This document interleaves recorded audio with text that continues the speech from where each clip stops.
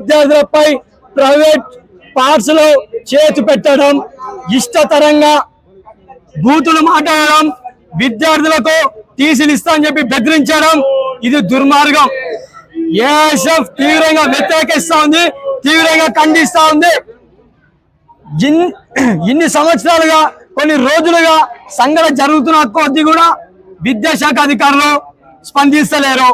ఎందుకంటే విద్యాశాఖ అధికారులకు లంచాలు వస్తున్నాయి కాబట్టి ఇటువంటి పాఠశాలపై చర్యలు తీసుకునే పరిస్థితి ఈ పాఠశాలలో చూస్తూ ఉన్నాం. సంఘటన జరిగింది గంటలు అవుతున్నా కూడా విద్యాశాఖ అధికారి ఎందుకు స్పందిస్తారని చెప్పి మేము అడుగుతా ఉన్నాం. ఇప్పటికైనా సరే శ్రీ బ్రిలియంట్ టెక్నో పాఠశాలపై చర్యలు తీసుకోవాలని చెప్పి ఏఐఎస్ఎఫ్ గా డిమాండ్ చేస్తా ఉన్నాం. అదే విధంగా ప్రిన్సిపాల్ రవీంద్రరావుపై కేసు పెట్టాలని చెప్పేసి ఏఐఎస్ఎఫ్ గా డిమాండ్ చేస్తా ఉన్నాం.